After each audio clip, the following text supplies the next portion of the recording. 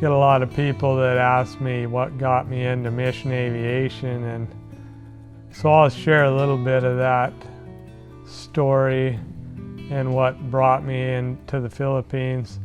I was always interested in aviation from the time I was a small child, and whatever, whether it be military or missionary, I always had an interest in it, and that kind of was lost or got distracted through college and academy, but about my third year going into college, I decided to pursue aviation, at least my pilot's license, and so I started doing that, and I went to Walla Walla College for 1 year and got through my private and instrument training, and then I went to a 2-year technical college back in Montana near where I'm from, and that's a 2-year program to get my A&P license.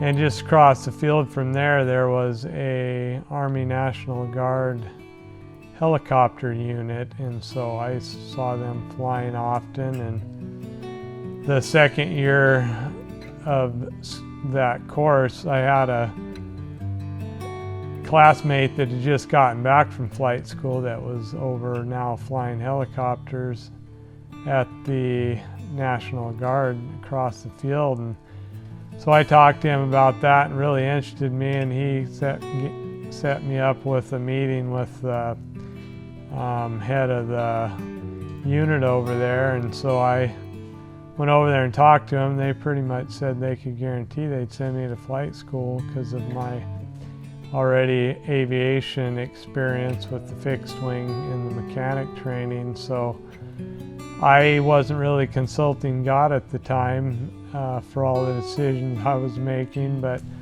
I decided to join the Army National Guard there, and they sent me through flight school after I finished my mechanics training. And as I went through, spent a year down at Fort Rucker there, I was put in touch with David Gates, who has done a lot in mission aviation in the Adventist world, and I talked to him on the phone once or twice, and over the next couple years I was staying in communication with him and was interested in mission aviation, but at that point I was committed, of course, to the National Guard and flying for them for, I think it was 6 years after you get out of flight school. So I was out visiting someone in Ohio and had arranged to meet David. This was just before Christmas in 2005 or 6. I think it was 2005. And he was going to come up to look at some airplanes in Kentucky, and it was kind of between where he was and I was. And I had a Mooney airplane that I had rebuilt when I was going to mechanic school, and so I had arranged to fly down and meet him there and talk to him. Well, the night before that happened, my sister called me up and told me our house had just burned down. That was where I was living most of the time with my parents, with the house I grew up in. It was a log house, and so extremely hot fire, and everything was totally destroyed. And so that was on my mind the next morning as I went down and was talking with David Gates, and I said, well, I guess God has removed all of my material distractions in life, and so if God opens a way for me to go to try to start something up in the Philippines, I will try and do that.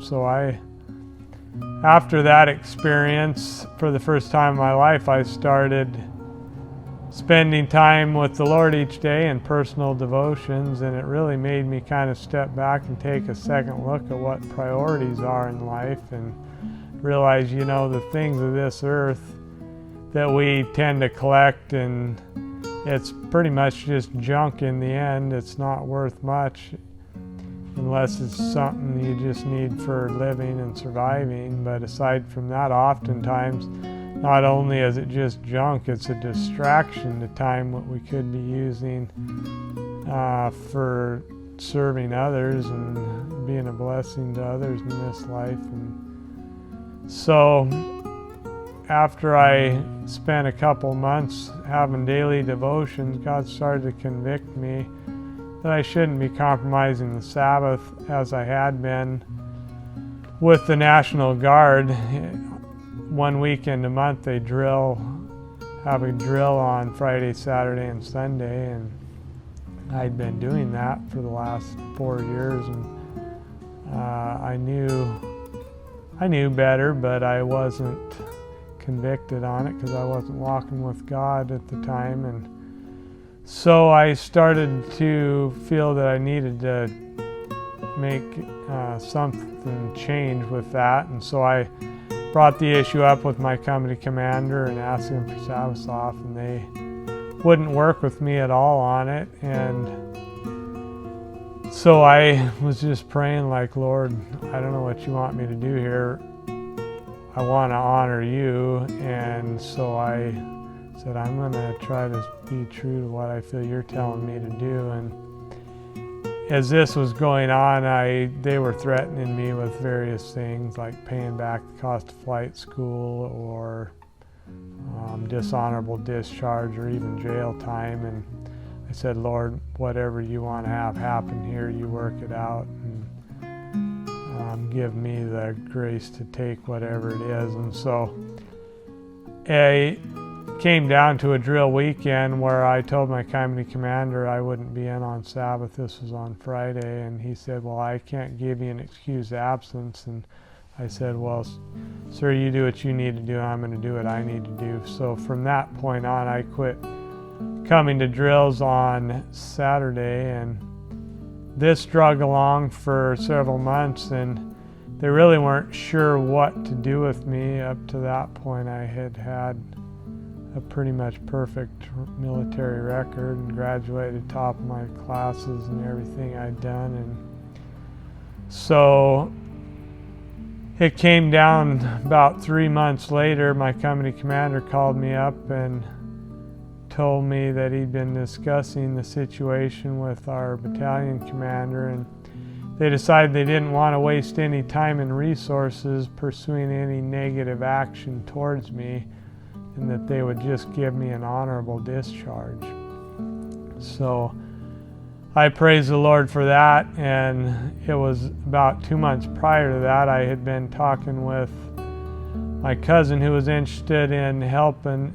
We were going to work together and starting something in the Philippines if God opened all the doors. And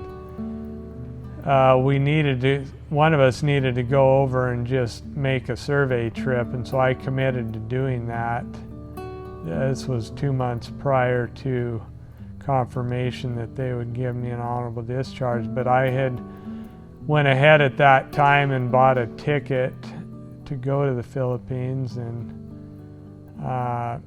so I left in August, which was, I had been verbally informed but was still not fully out processed. And as I finished the August guard drill, I left immediately and went down to California and hopped on a flight, left my motorcycle at my sister's place. She was living down there at the time, and went to the Philippines. Only had one contact in the whole country, and it's like, Lord, I don't know what I'm going to do. You'll have to show me. But it's like the whole time I was there just went like clockwork, like God had it all planned. One person introduced me to another. Spent some time with Clifton Brooks, who was there at the time with AWA, and he introduced me to some PFM missionaries, and went out and visited some of their projects with them. And by the time I was done, my return ticket came up. I had accomplished everything that I'd come there to accomplish, even though I didn't know what it was when I started. And when I got back into LA, it was Friday, and the guard drill in September was starting in Montana, and I was thinking, Lord, I never told anyone what I was doing. Don't let my stupidity mess anything up. And so on Sunday, I called my unit, and they said, hey, we need to get this done. Do you have a fax or some place we can send the discharge papers and you can sign them and be done with this? And so I was actually planning on going to the Robinson helicopter flight safety course and maintenance course. And so I had them fax the papers there, and I signed them and sent them back. And then when I returned to Montana, I turned all my stuff in, and that was the end of it. And I just so grateful for God's faithfulness. Even when we make stupid mistakes sometimes, He can turn them into positive things that can be a blessing for us.